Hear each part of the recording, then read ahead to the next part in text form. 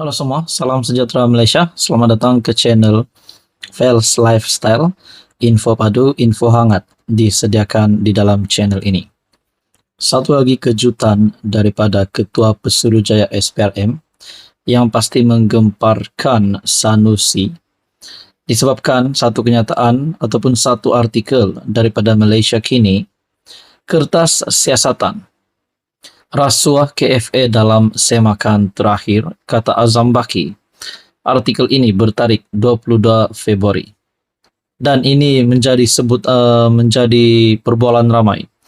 Kertas siasatan yang berhubung rasuah bernilai RM6 juta membabitkan Persatuan Bola Sepak Kedah ataupun KFA kini dalam semakan terakhir sebelum diserahkan kepada Pejabat Peguam Negara AGC.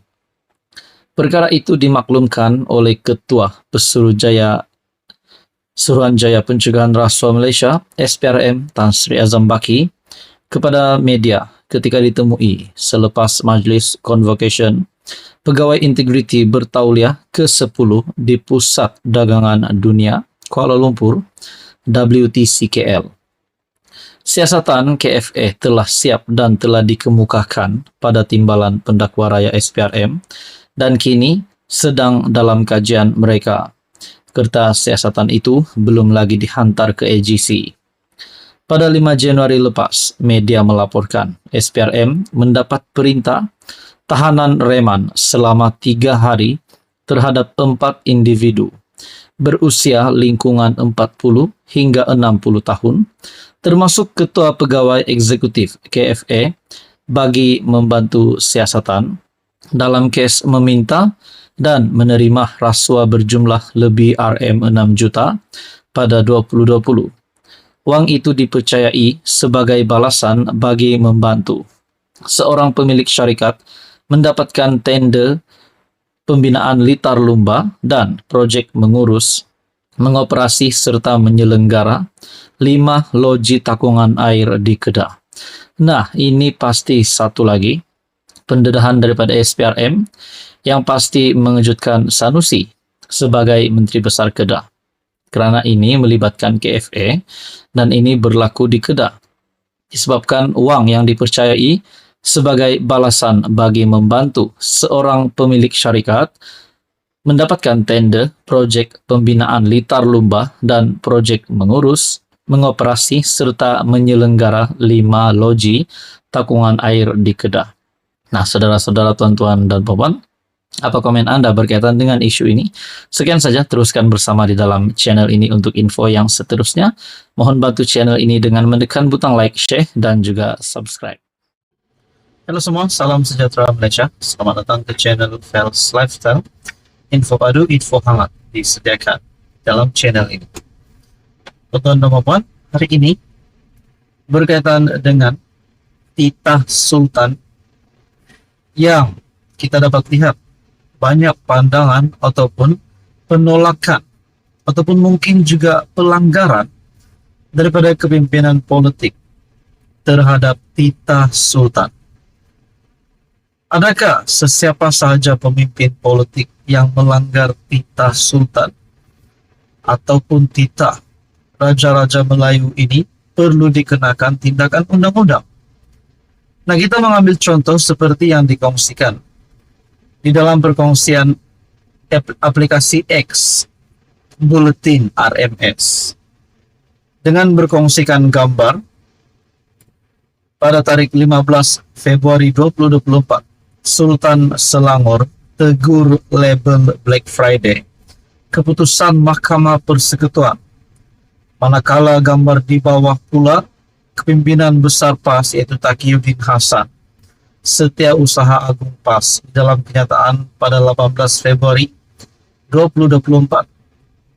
Taqiyuddin pertahan kenyataan label Black Friday.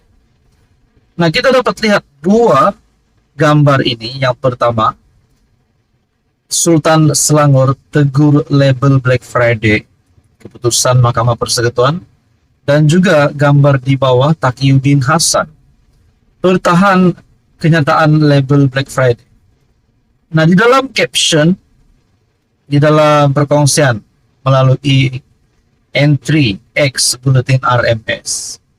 Banyak kali dah pemimpin PAS tak hormati titah Sultan, tapi tiada tindakan. Seolah ada puaka dalam agensi penguatkuasaan yang melindungi mereka. Harap PDRM di bawah kepimpinan Madani bertindak tegas terhadap mana-mana pihak yang mencabar institusi Raja Melayu. Nah, yang kita menjadikan persoalan utama di sini, adakah selepas Taqiyuddin Hasan yang kita dapat lihat berdegil berkaitan dengan isu Black Friday, isu keputusan kes Nick Elin, adakah beliau seolah-olah menderhaka terhadap Sultan Selangor yang menegur label Black Friday, keputusan Mahkamah Persekutuan? Menurut Sultan Selangor, ada juga ulasan berdasarkan kepada polemik kepentingan pihak-pihak tertentu, sehingga menimbulkan pelbagai kekeliruan kepada umat Islam di negara ini. Sultan Selangor.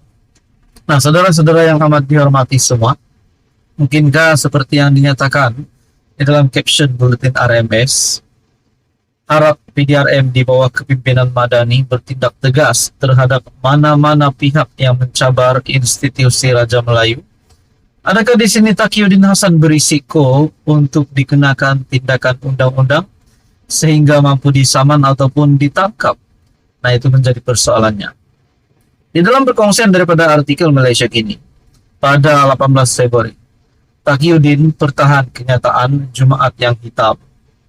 Setiausaha Agung PAS mempertahankan kenyataan Jumaat yang hitam dibuatnya sebaik selepas Mahkamah Persekutuan membatalkan 16 peruntukan dalam enakmen jenayah syariah Kelantan pada 9 Februari.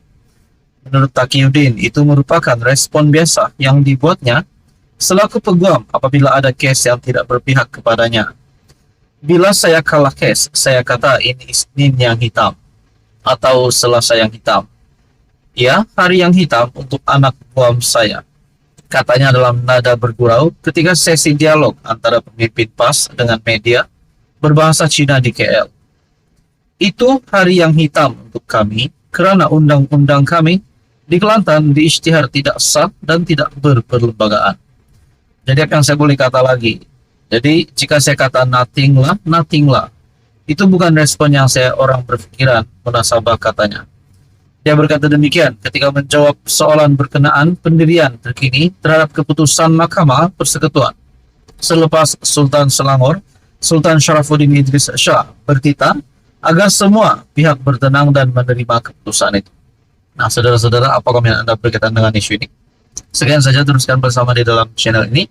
Untuk info yang seterusnya, jangan lupa tekan butang like, share, dan juga subscribe.